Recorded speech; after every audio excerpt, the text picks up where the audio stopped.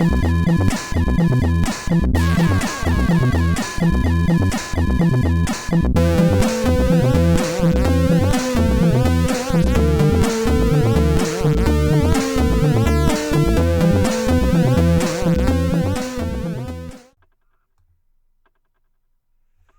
to That Guy's a Maniac, the Sweatcast. The Sweatcast. The Sweatcast. We are a video game podcast.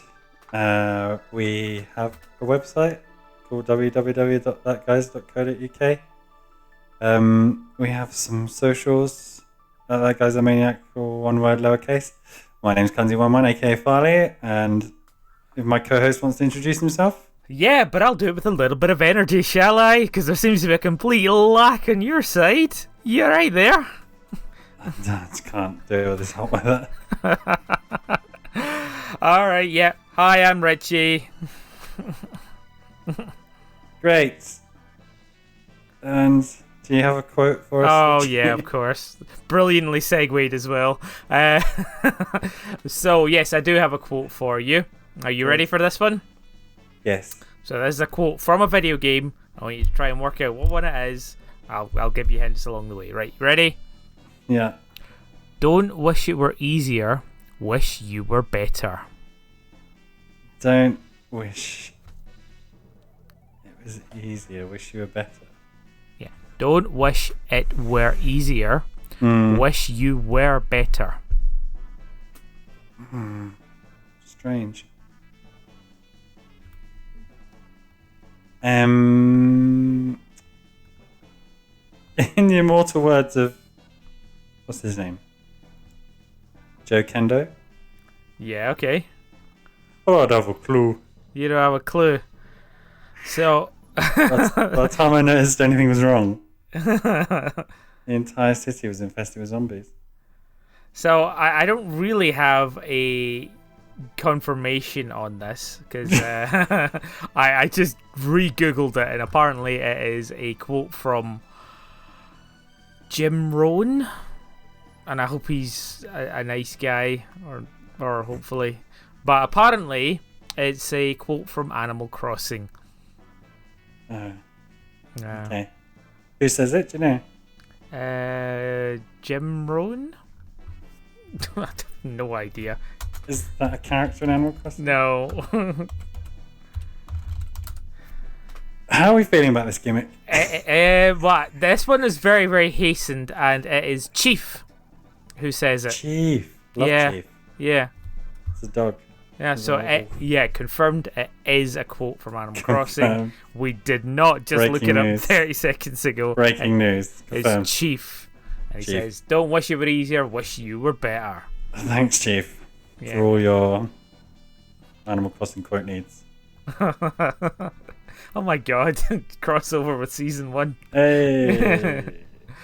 Right, okay, so we are still continuing our segment of questions. Mm-hmm. What was the theme of these questions? The Getting premise... to know you. You did Yes. the song. Getting to know you. Getting to know all about you. Where we delve into each other's gaming histories, opinions, feelings, as a way to kind of, get a sense of the kind of person we are through the games we love, play, in some cases, dislike. Yes. That was very eloquent Yeah. for somebody who's dying in 32 degrees. Someone in the sweatbox, yeah. Okay, cool. Right, well, first up, and this one's going to be directed at you, Farley.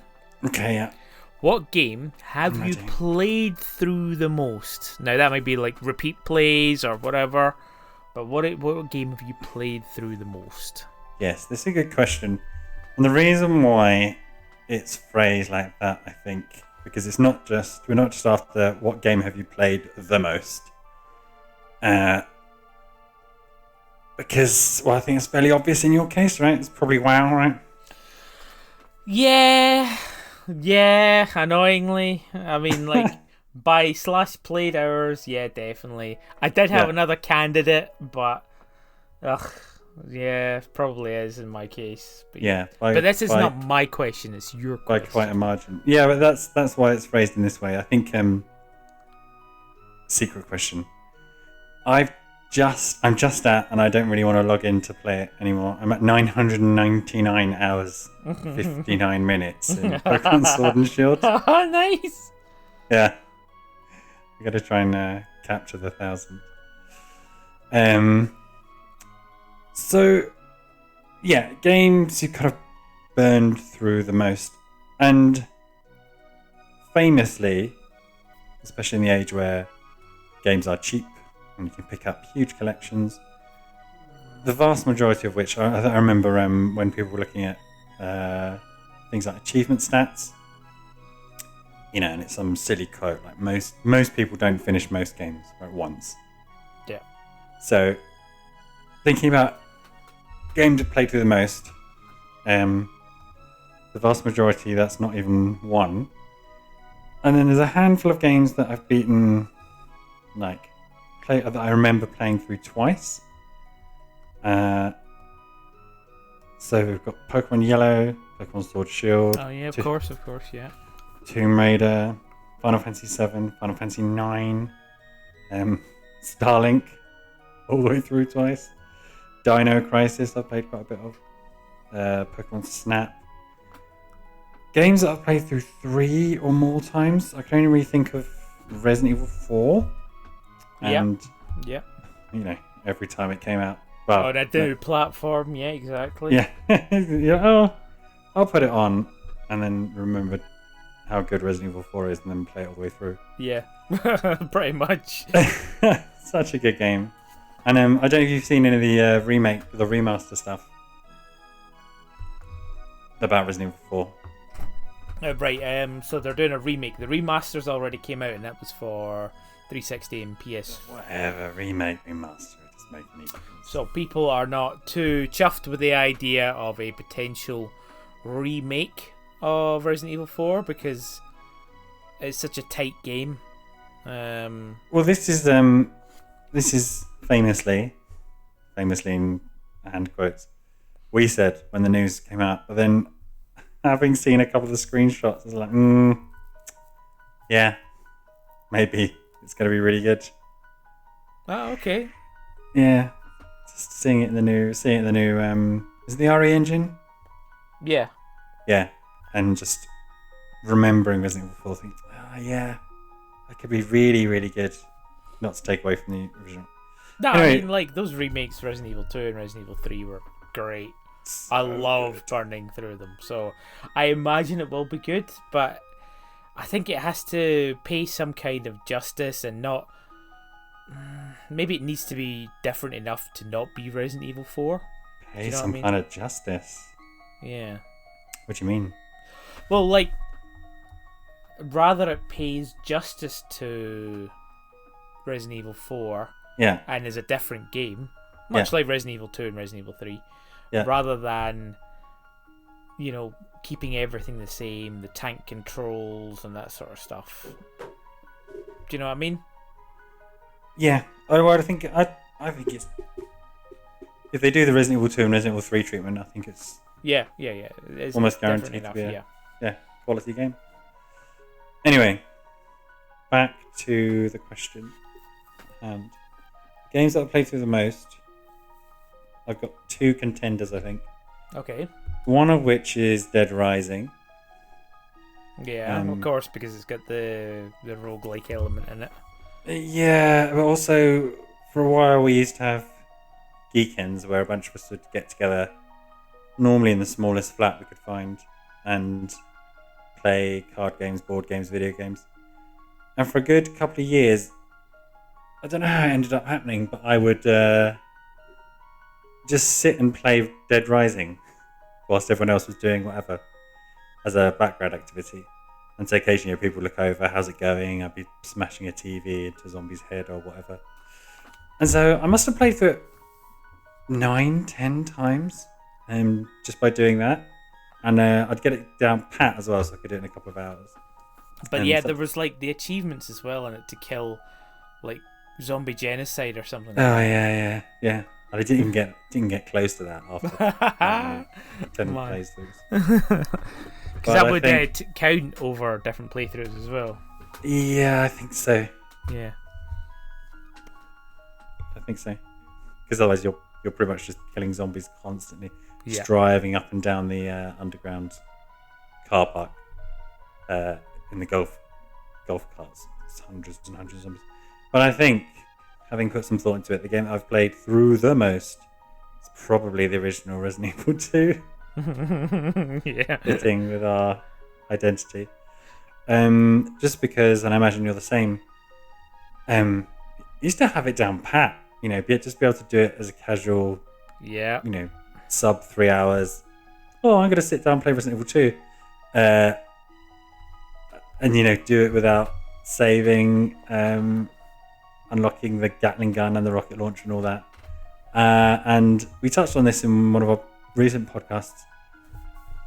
Just having that memory of knowing exactly what you had to do, right? There's no point going in this room. You can dodge this guy. You need to go here, here. this, do that thing so that this thing won't happen. Yeah. Remembering when you needed the fucking cranks and the valves. Just being devastated when you left one over the other side. Yeah. Going up to a door and thinking, oh my god, it's another 3 rooms away, and I dodged the zombies. I didn't kill them. I need to go and get this key. Or making a mistake, so you're carrying too many items and you can't pick up something. Yeah. I think it's probably from start to finish, from titles to credits, probably Resident Evil 2. And I was thinking in my notes for thinking about this question. This is really trite, so please do rip it to shreds. Is playing through games really a thing anymore? As you were saying it, as you said, well, I'm just gonna sit down and play through Resident Evil. 3 hours, and I thought, when was the last time I did that with a game? Games have too much content now, and here we go, old man rant incoming. Yeah, no. I think with cloud saving and auto saving becoming more of a thing. If you remember, at the again, old man rant incoming, at the start of the 360's life cycle, you had a hard drive in it. You could save onto the hard drive, but there was no cloud saves. There was a process that you went through where you, through one of the updates 2 or 3 years later, were able to move your saves onto the cloud. That's madness to me. That is just crazy, and it's something I take so much for granted as well. Steam games, I don't even think about it anymore. Download a game, play through the game, go onto another machine, load up the game, and it's just automatically got my save file there and ready. Yeah. And this is a utopian world that, people don't take it enough for how great that is. That is the dream that we wanted, and we were brought up in a time where there wasn't any memory cards. There was no saving on some games. NES games didn't have, some NES games didn't have save files. In fact, some SNES games didn't have save files. Yeah. And then you had the password system, which I don't think I've ever written down a password in my life. I think Metroid, maybe Super Metroid, has a password system. So magically it remembers your game. I guess it's not that magic. There's several keyboards, but it remembers your game progress from a generated password, which is a cool system, but I'd never used a password system. I remember password systems from the Amiga. Wow. I remember actually what was it? The oh god, Another World. That's it. It has a password system in it, and I remember I was trying it lots of different, because it's 4 letters, and I was trying different words, and I remember I put in, because I had a. Do you remember you used to have MicroMaster transformers? I do, yeah. Yeah, so I had one which was a sort of a rocket launcher. Uh-huh. A tank, but with a rocket launcher on it. And his name was Flak, Flak. Yeah. And I typed that in, and I got to some crazy bit in another world where you and your mate are escaping from a prison, and you're just running, and there's loads of people, and there's like holes you fall down and die. You've got a gun, and yeah, it was just all good fun. Love another world. Yeah. And yeah, so I mean, there are still the big narrative games that come out, and even though I criticised it, Resident Evil 2 and Resident Evil 3, the remakes, are built around playing it. Right, there's a whole slew of achievements, unlockables for beating it under this time. Beating it, I suppose that's the thing. Is like the goals for replayability nowadays are like roguelike sort of things, New Game Plus, or I don't know. And also, nobody wants a game that doesn't last less than 40 hours, you know? I know, except if you're old men like us. It's like, please. I mean, that's why, one of the many reasons why absolutely love those two Resident Evil remakes is played through them, absolutely love them, and you know, I've now put them away. I don't need to log in every day, or I don't get notifications about my this new season that's happening, because although those things are nice, it's nice to occasionally, like maybe once a year, I'll be like, I'll play Resident Evil 2, and then maybe play through it twice and go, yeah, that's a really solid game. And the other stuff's nice, having seasons and DLC and new characters released, or in Pokemon it's the raids and the battle seasons. In Warframe it's new content, new modes. But most of us only have space for one of those types of games. Exactly. And so I end up love Warframe, but I don't play it very much because I'm not logging in all the time. And when I do log in, and it's a particular thing about Warframe in general, I'm just so lost. You get a scree of messages over from the last 6 months about here's something you unlocked, and here's National Breast Cancer Awareness ribbon you can put on your outfit, and we've introduced this railjack mode, and then we've introduced this kind of weird raid. So I'm just logging in to play for a couple of hours. I don't even understand what's going on here. I don't know how that works. I don't know how these new missions work. So that can, if it's not one of those core games that you do kind of play in the background or invest in as games for a service, it kind of pushes me away because it feels like I'm not. This is such a gaming psychology. It feels like I'm not playing it optimally, or I'm missing out. I know, and it makes it easier to walk away. Yeah, and I think it's the same. Like whenever I try a new mobile game, there is a point where, oh yes, I'm really invested. Oh, I really like these characters. Oh, I like this thing. Oh, you want me to pay money? Let me think about it. And then it's when I start doing that, I just like, fuck off, done, out, get out of my life, And it really pisses me off as well because there's a lot to like about some of the mobile games that I've enjoyed, and I would enjoy playing them, but it's just like, oh, this game's really slow now. Why is it really slow? Oh, because I need to pay in order to do this, or if I'm going to win against the other players in the leagues, I need to pay money. And you're like, oh, fuck you. But I mean, the thing is that those mechanics, I mean, they come from old JRPGs. You've got this wall, you now need to either grind to get better, or you can, like try and push further. But instead of having, experience, you've got a paywall instead. And it's just, I don't know. Those mechanics have then somehow retroactively gone back into other games which aren't free to play. They are just like normal games, but like everybody likes these mechanics. But now you don't need to pay for them. Like nobody likes them. Nobody likes them. And yeah. It's. I mean, obviously, there's a big part of it which is psychological trickery. Yeah. And I'm sure we both have put down money on games, some of these like freemium games. And sometimes I approach it from what, I have got this game for free.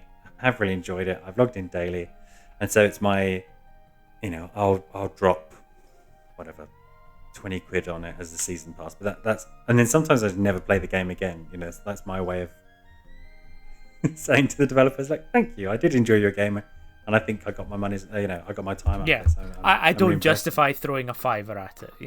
I don't. Sorry, no, I don't justify. I don't. Begrudge. Don't begrudge it. Yeah. Yeah. So, yeah, that's fine. But there is something about those hooks, particularly. So I'm normally quite good. I do have a suite of the Nintendo ones on my phone for when you're stuck somewhere with good Wi-Fi, like the Mario Kart World Tour, Fire Emblem, and every now and then I'll play that, and you do get hooked again, and then you're hovering over the shop going, should I? But then when you do buy those things, particularly everything's season passes now. Yeah. And again, it's such of this blatant trick of, well, if you get the season pass, you can get the most out. In some cases, if you get the season pass, you can earn back the money that you paid for it in terms of gems or whatever, if you play through the entire season pass. Yeah. But in order to do that, you need to be logging in every single day for 30 days, 2 months. And if you miss one day, you won't actually make your money back. Yeah, yeah, or you won't get that. Yeah, it's loads of stuff like that. That super shiny thing that sits right at the end of the tree. You normally get something shitty up front.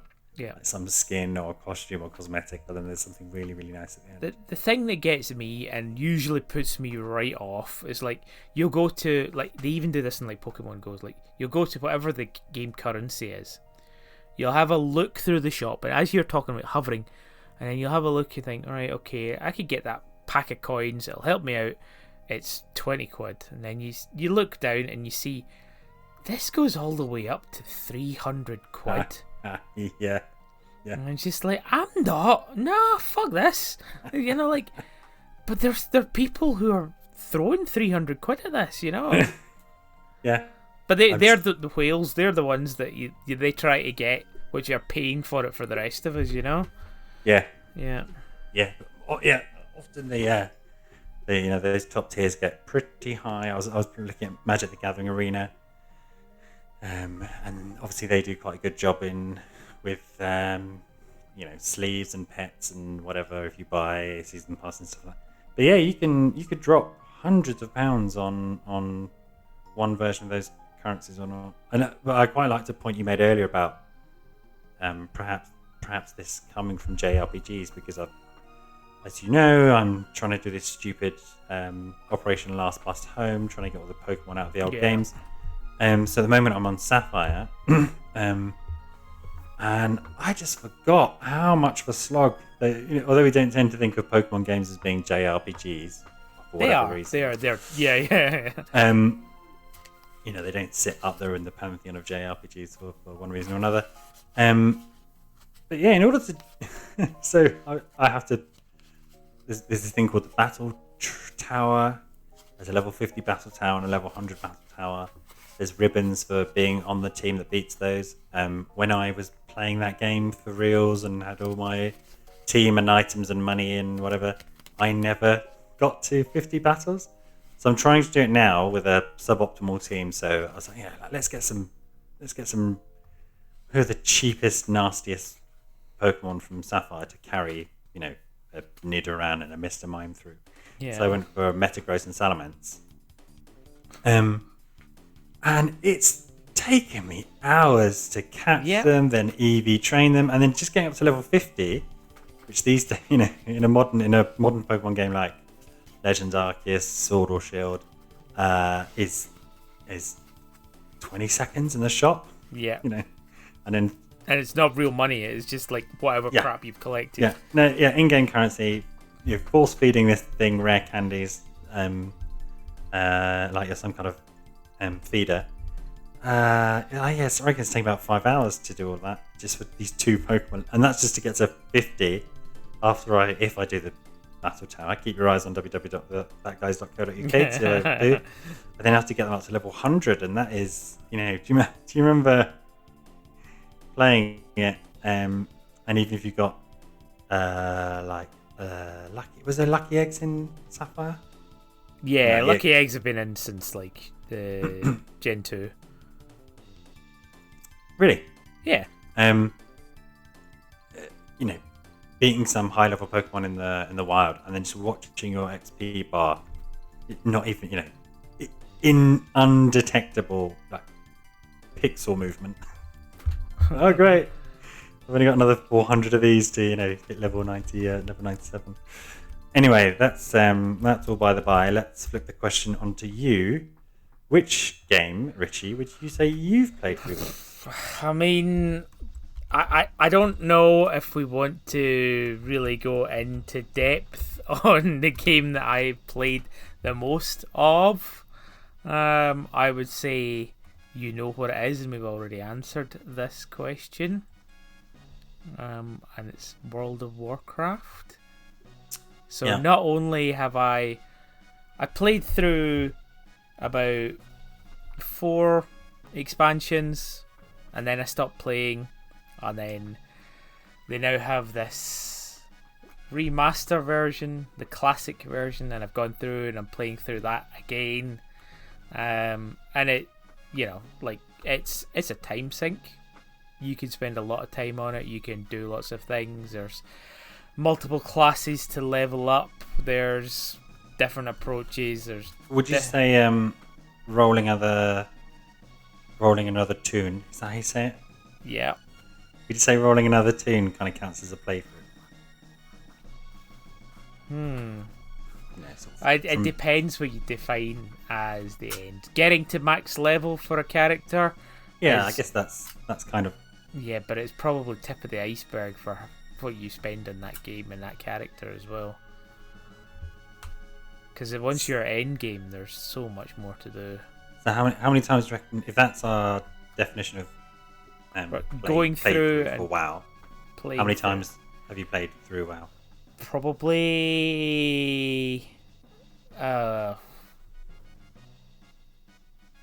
So there's 10 classes. I've not done all of them. I'm gonna say 12 times. Ooh. Okay. Yeah. Yeah.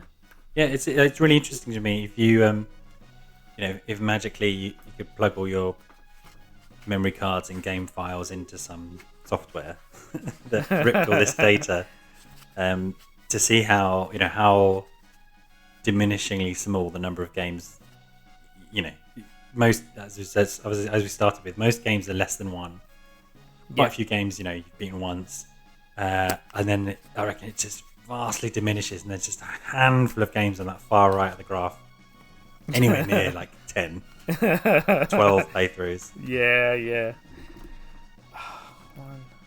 I mean, any honourable mentions? Because I would have thought Diablo would be up there, because every now and then when you get bored, you do just play through Diablo 2, right? 3.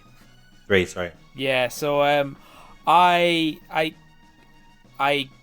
like the seasons on Diablo 3.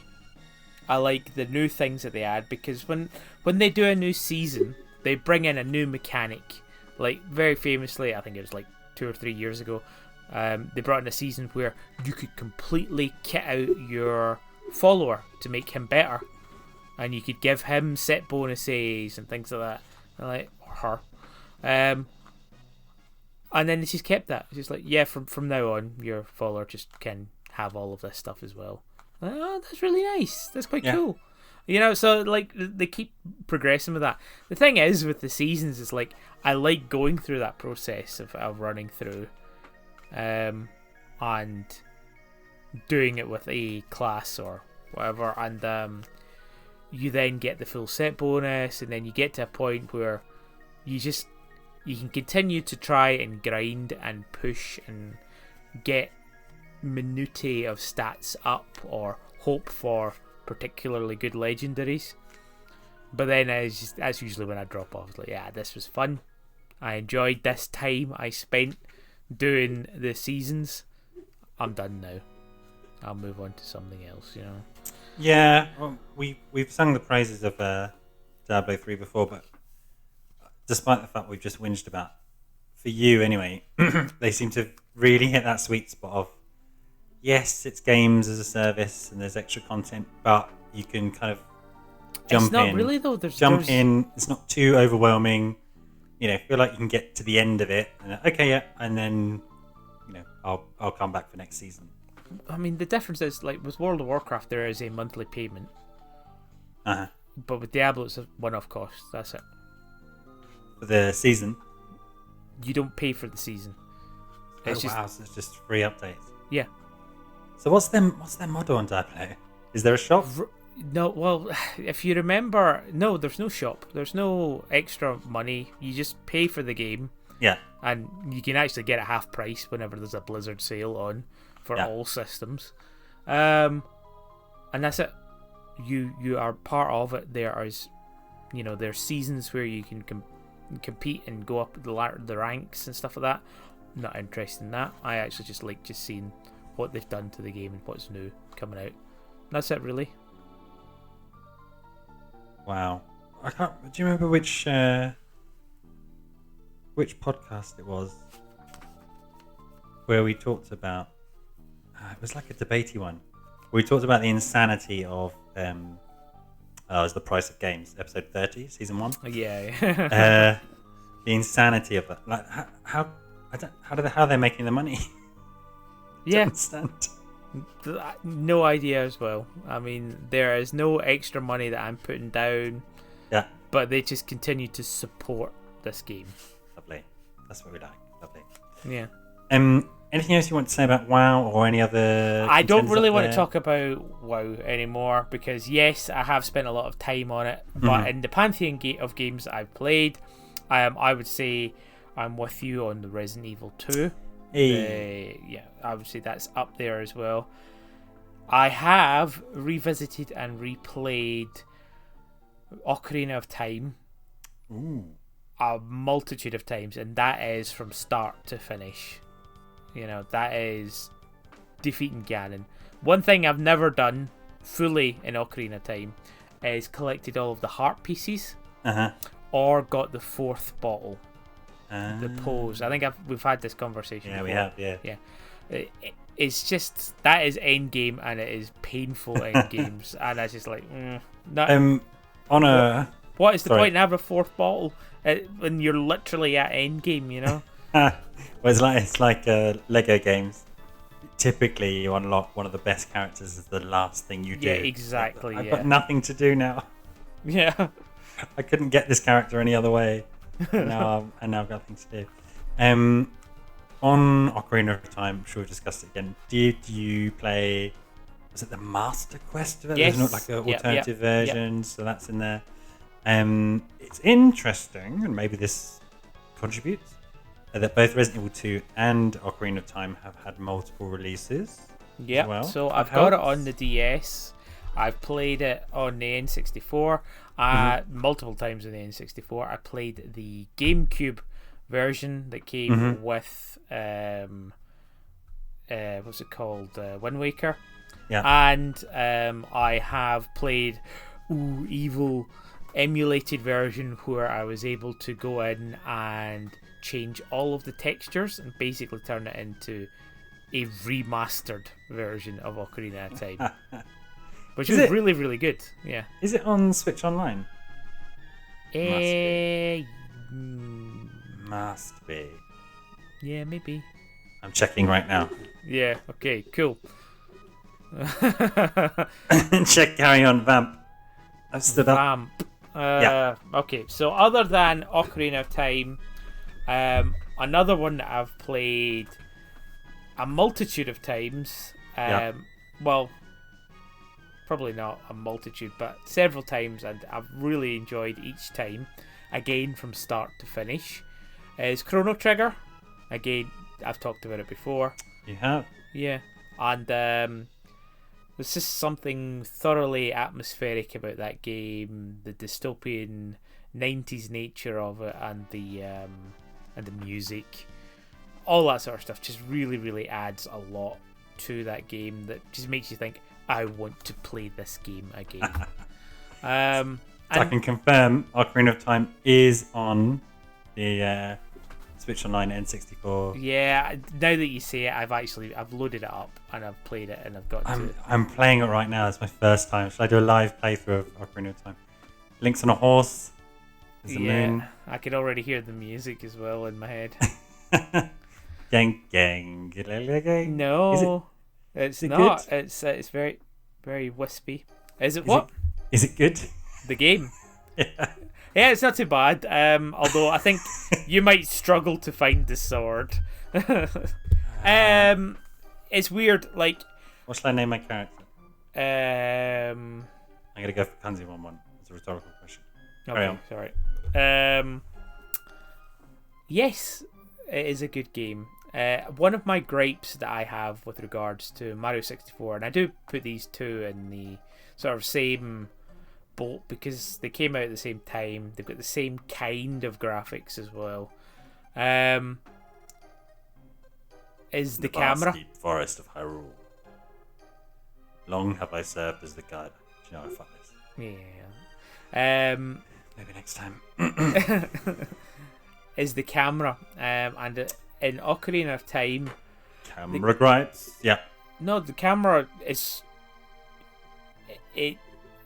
It's one of these ones that you initially think, oh, this is terrible. I hate this. But then you realise you're locking on to the target. So that's what Navi does. Locks on. And therefore, you end up sort of cycling the camera behind you. And you're able to see what you're meant to see.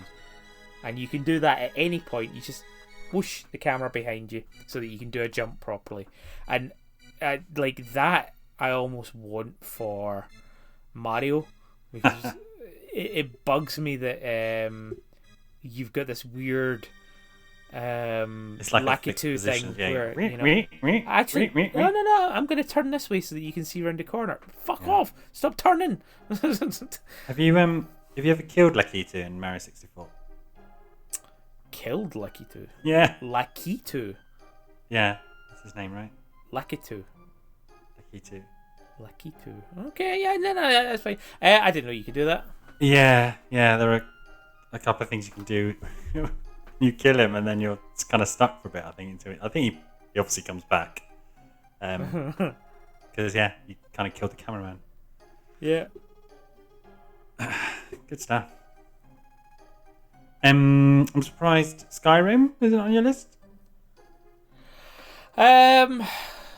Or just have just the one game? You start a couple of times, right? I've started a couple of times, and to be honest, I would love to be in a position in my life where I could just give it all up for Skyrim again. So, guys, I'm just taking 3 months off work. Yeah. Play Skyrim. Is that okay?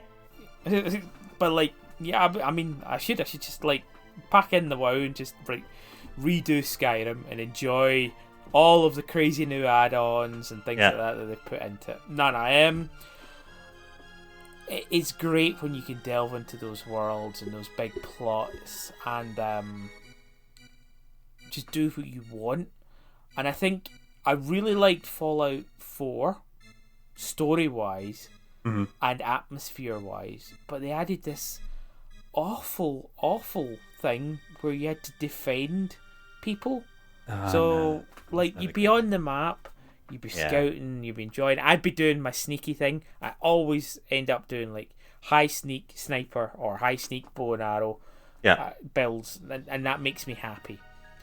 But you'd be doing that, and then suddenly you'd be getting on your radio, oh no, our camp is under attack, can you come and help us? And that's never a fun mechanic. No, it is not. GTA, when you'd have to do the gang war stuff, that was a pain in the ass, and then the map would start flashing red. In Dead Rising, which is sort of similar, occasionally one of the survivors you'd rescue had a demand, and so there was a new clock where you had to bring them something, otherwise they'd go psycho and take some of your survivors. It's just never fun. No. Oh great, now I have to go and do this thing, and it's never challenging either. The challenging bit is getting back and doing it in time. No, annoying.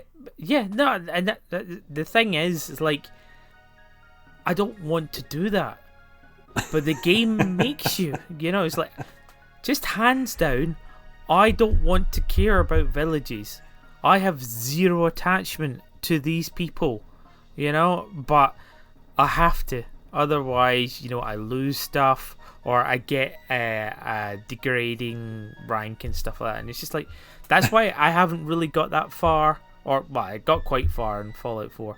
But I did all the DLC, because when you go off and do your DLC, everything goes on pause.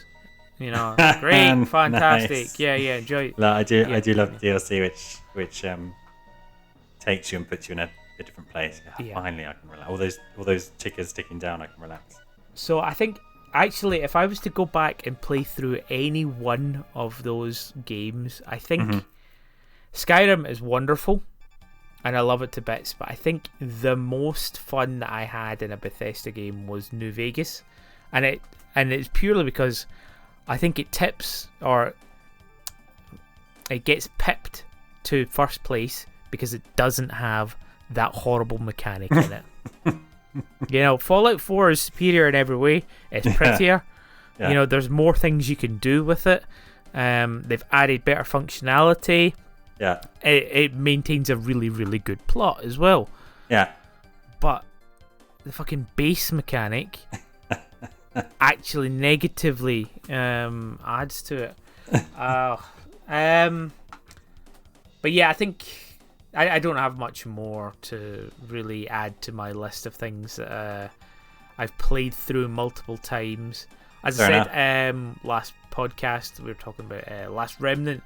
That was a game that you could complete after 40 hours, or if you wanted to fully complete it, it was after 150 odd hours or 200 hours. So you have to do all of the extra stuff. Follow the plot exactly.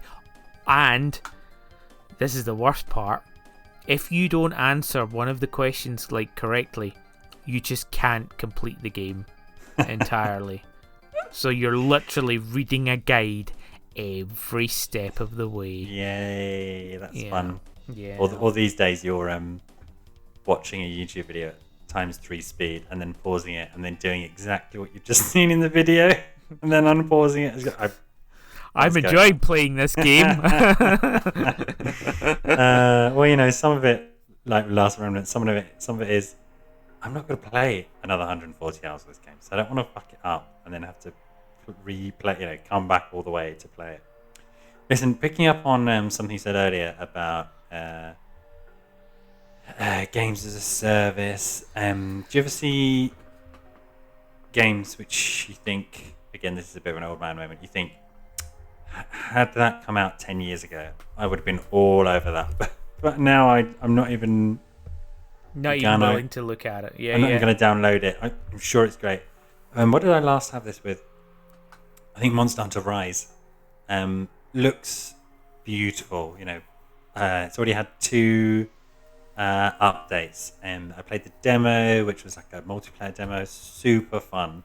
Adds verticality and you can ride around on the backs of monsters. There's no doubt that I'd have a whale of a time playing it. It's all themed around, Japan, so that's really the best of Monster Hunter's ever been. I just don't have time for a Monster Hunter Rise in my life. But yeah, if I were, who am I kidding? 10 years. If I was 20 years younger, 30 years younger. In many ways, I'm kind of glad that games like that, in terms of scope, we weren't over 15, 16, 17, 18 for those to come out, because I'd do nothing. I would have done nothing else. Yeah. I think there's several games that ring true of what you're saying there. The first one that popped in my head was pretty much any other MMO Like, I just can't have room in my life for another MMO. Like, and people talk about like Final Fantasy, and think, that would be good. I like Final Fantasy things. You know, chocobos, Moogles, music. Dark Knights and healers and songstresses and crazy crossovers. Yeah, definitely. But no, I just can't. The other thing, going back to JRPGs, is I pretty much don't have room for them in my life anymore. So one of the best and most fun experiences I had on a JRPG was Tales of Vesperia. Yeah, you speak highly of the Tales of very, very highly, and I truly enjoyed that. It even has a New Game Plus functionality, and it reduces the time you need to take through the game, because you can say, all right, you've already got this, you can skip these scenes. Nice. And then you know, really, really caters for it. Not really done the New Game Plus, because I don't have time. But since then, I have bought every other Tales of franchise game in the hope of one day having 6 months free. Yeah, pretty much. And yeah, that is like, I know every single one of them are good. They're as highly praised as Tales of Vesperia. It is exactly the kind of JRPG, anime, nonsense, fun that I like. Yeah. But no, I'm not spending 150 hours on this. Nor am I going to have a little look at a guide, find out, oh, you really need to follow this stuff step by step on your first playthrough so that you can get everything. Yeah, so you can get the ultimate weapon and then unlock it and make sure you speak to that dog and Yeah, so it's like, I could, but no, I'm not gonna. Like, hey, listen, maybe the Steam Deck. Yeah, I'm quite impressed that Final Fantasy VII runs on the Steam Deck as well. As in the remake. It's doing No. You start a Final Fantasy game again and you still haven't played through remake. Yeah. No. Remake is there.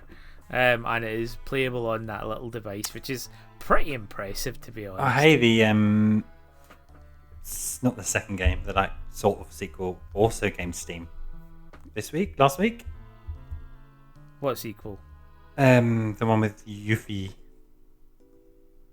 Oh, Intergrade came with it. Yes. It came with it when it came out on his PC. Oh, it's only just come out on Steam. No. Unless you got it recently. Oh, no. I got it in Epic because it came out in Epic first. And it came with Intergrade. There we go. Yeah. Okay. Oh, man. I need to play remake instead of Pokemon Sapphire. Oh, crap. I got it in Epic. Oh, no. Womp womp. Never mind. God damn it. So, hey, I think we've... I can't believe I said it out loud and then I had to wait for the penny to drop. Yeah, I didn't even click. Yeah, no, it came out on Epic when I got it on Epic. I'm looking forward to playing Final Fantasy VII Remake on my Steam Deck. Well, you can. There are things you can do. I just haven't looked into it yet. Things you can do. Yeah. Nefarious. No, not nefarious. As in, you can buy it. You can buy it. Yeah, I can buy it. Fucking Steam. Just buy 3 copies, 4 copies. Oh my god, of that £70 game. Oh, don't. I mean, it is worth it. And you have to buy all the special edition soundtracks they keep releasing for it. Well, I think we've answered that question fairly comprehensively. Yeah, very comprehensively. That is one question. How far are we into this? We are 50 minutes into this podcast. I think we almost segued into the next one, so perhaps we can squeeze this next question in. We've talked about these things a lot. Yes. So the next question is, what game, in your humble opinion, or honest opinion, or both, needs a remake? So this is quite an easy one for me, and I've answered this before. Oh, really? Yeah. I don't know why or in what context, but No One Lives Forever. Oh, One and great. That's a great answer. Yeah. Yeah. I'm just like, I would happily play through that game. I would happily have a third version, That's such a solid answer, dude. Because that game is really, really good, and it's one of those rare franchises that just disappeared off the face of the earth. And it is just a first-person shooter done really well. Yeah. So it doesn't need to have a whole crazy new engine. It doesn't need to have all this madness. It just really needs to be remade as a first-person shooter with the same cartoony graphics. Give everything a bit more of a curved edge rather than actual polygon edges. Yeah. And you're fucking laughing, man. That is money in the bank. Yeah, that's a really good answer. But yeah, so what about you? That's such a short question as well. Yeah, compared to the last one. But yeah. I now feel really self-conscious about my answer. So in thinking about this, it's like, what game needs a remake? And if you interact with the gaming community at large online, it's one of those things that comes up time and time again. And these really zealous fans who will just post underneath every post made by a video game developer, when are you remaking? When are you remaking? When are you remaking? And to be honest, we've been again with that magical age where we saw all this stuff the first time around with the generation that was exposed to going from your Amigas to your SNESes to your PlayStation. Yeah. It was so lucky, and then we're also blessed in that we're really well catered for when it comes to remakes, right? Whatever 2020 to 2022, I think it was a smaller period than that actually, maybe 2019 to 2020 was 1998 2. Resident Evil 2 came out again. Final Fantasy 7 came out again. Brilliant. But I think there is a lot of hankering for remakes when really not all games need them. And so I had two thoughts, one of which was kind of a thought for society and one which is a thought for me. So my thought for society, my altruistic answer to this question, and it's not my final answer. Wow, your utopian answer. Okay, go for it. Is I think Command and Conquer. Yeah, good shout. That's a really good shout. Yeah. Partly because absolutely love Command and Conquer. It needs to commit to the bits. You need to have the live action cutscenes with the actors, the rocking music, more kind of Command and Conquer 2 than Tiberium Wars type thing, but also to try and bring RTSs back. Yeah. As a genre, I mean, they're kind of hanging in there as they're there, but they're not accessible. I think, or their mobile games. That tower defense end of it. There aren't. I can't think of a single kind of decent RTS that's available at the moment. I guess things like, oh god, what is it? It's with the aliens. It's like 1950s. XCOM. Yes, things like XCOM and Mario versus Rabbids is like a. How do you describe those? It's kind of like a personalized RTS, right? It's not really an RTS. Action, it has elements of it. RTS. Yeah. Yeah. But not. Nothing has that. Building a base, harvesting resources, leveling up your tree. I mean, I guess Civilization never went away, right? But I guess you're either a Civ player or you're not, and unfortunately, I'm not. Yeah. So yeah, that's my altruistic answer. My selfish personal answer for my own hedonistic wishes is Time Splitters. Yes, good. I was gonna say it's like if I get No One Lives Forever, we get Time Splitters as well. And They can all be on the same CD, and you can have Kate Archer as a character, and you can have a No One Lives Forever episode and blooming Time Splitters where they go to the 60s. You know? Yeah, I do. It's weird, isn't it? I don't know what kind of classification system puts them together, but they do kind of fit together, particularly because it's an FPS. It's not taking itself too seriously, and at that time they all were. Yeah, and there's a couple of like Harry Tipper is that kind of 60s, 70s detective type. Yeah, and so I guess what I want from Time Splitters is good couch co-op, hundreds of zany characters, fun weapons, amazing music. This is such a pie in the sky wish list, but really, really good story mode as well, and those amazing challenges. Yeah, I think before I wasn't really into first-person shooters. Obviously played Doom and Quake and GoldenEye, but Time Splitters was one that really made me. Yeah.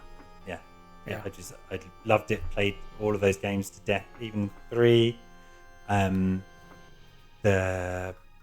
Just so many weapons. So like the sci-fi handgun with the bouncing bullets, having the alternate fire, all the guns, the mines. It's I guess with both of our choices, it's a migration away from hyper-realistic, super gritty, ultra-violent first-person shooters, which shortly after Time Splitters 3 sort of took over. And stayed dominant really. We lost the fun and wacky ones. I guess Team Fortress was kind of hanging around for a bit. Man, but it's not the same. It's like that on the edge of cartoony. I think I don't know. That's we've talked about it a million times, but that's where I think Time Splitters 3 lost its way. It introduced vehicles in the map maker. It was trying to be Halo and doing really, really bad. Had this. It needs to be a parody of Halo if it's going to do anything. And it felt like it was try-harding. Yeah, it was really try-harding. Say, hey, look, we're giving you a vehicle. Doesn't really work. Doesn't have a gun on it. You can't really create a decent level in our level creator, which is worth having. We made some fun levels where essentially you had to drive this gimpy Jeep essentially through like a lava pathway. So much fun was had.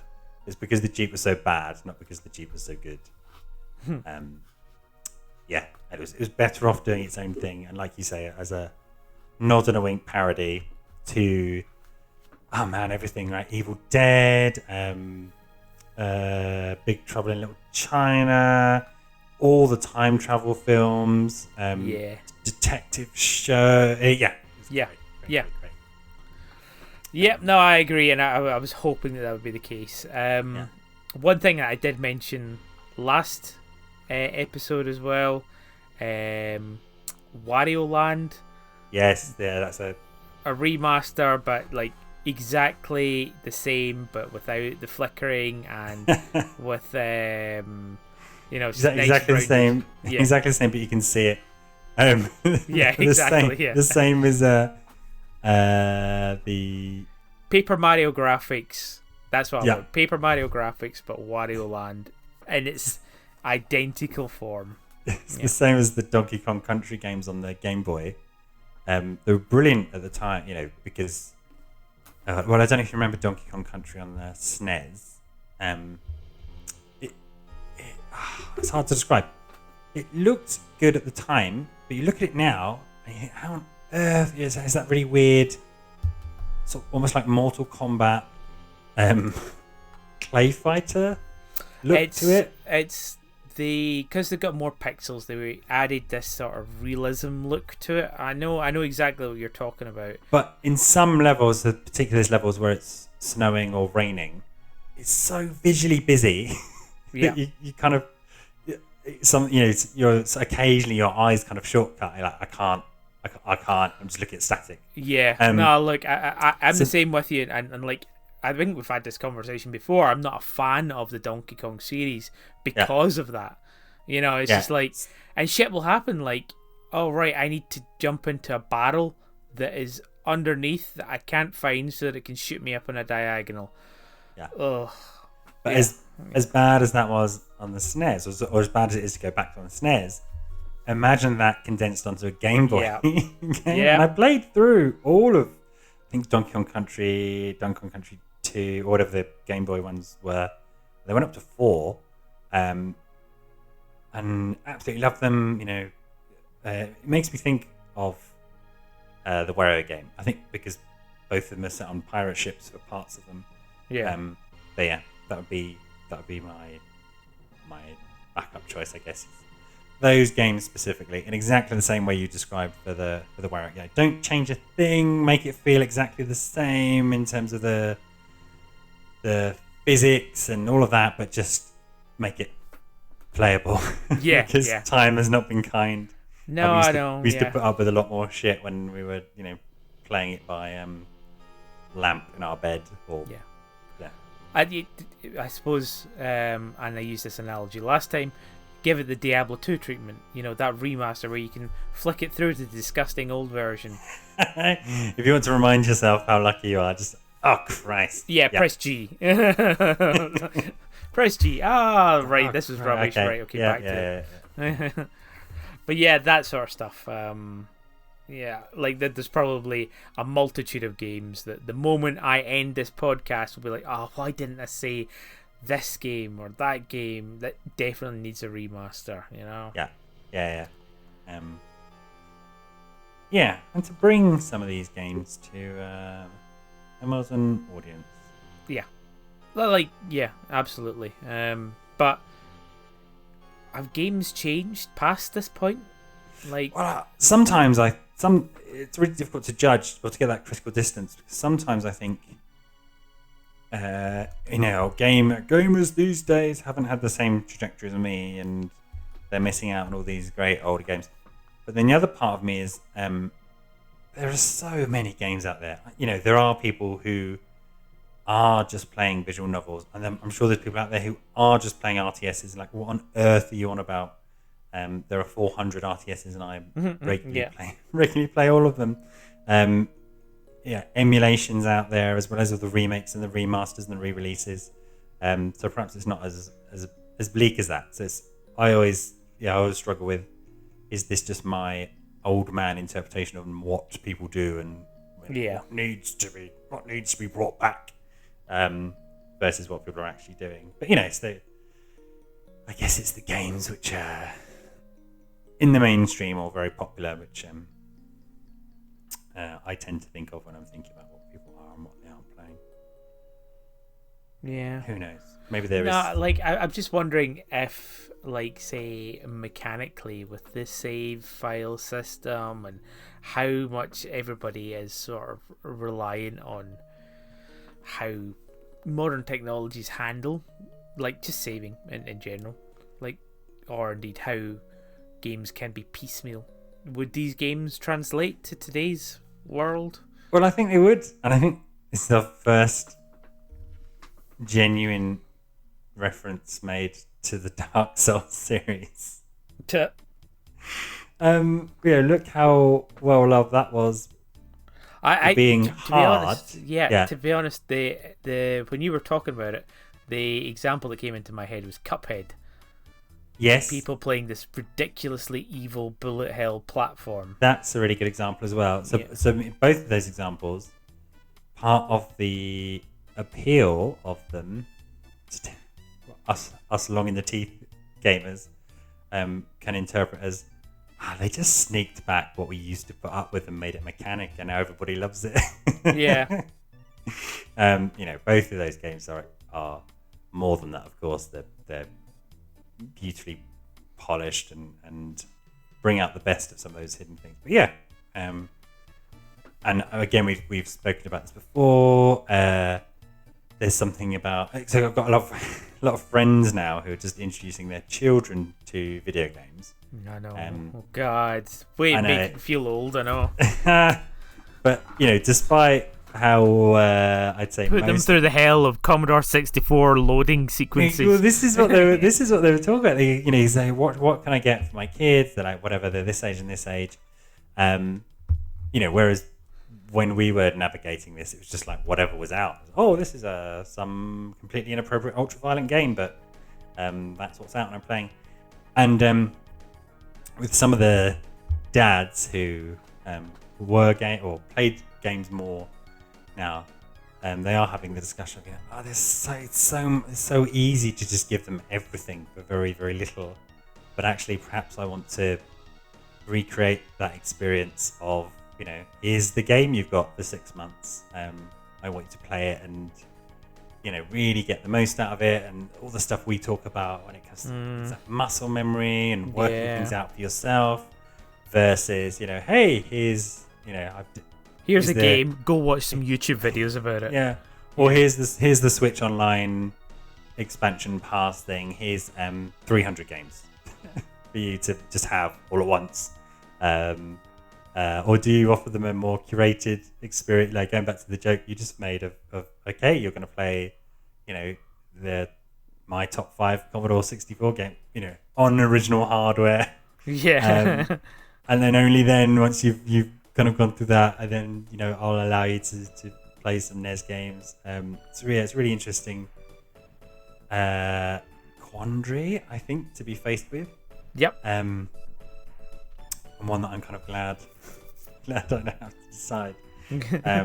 But yeah, creating that feeling of getting the most out of it, before you all end up like us with these vast game collections, the vast majority of which you've never even booted up, let alone played through or spent any time in. But then how did you develop your tastes, right? Like, do you go for the classics, or there's so much far formative memories of playing just random shit that you get your hands this on. can be applied to almost every kind of media entertainment as well, like television, music, like the way that we were approached it. Yeah, like our television experience was, hey, on Friday night there's a TV show we want to watch. Yeah, I can't wait for Friday night. Whereas now it is stream.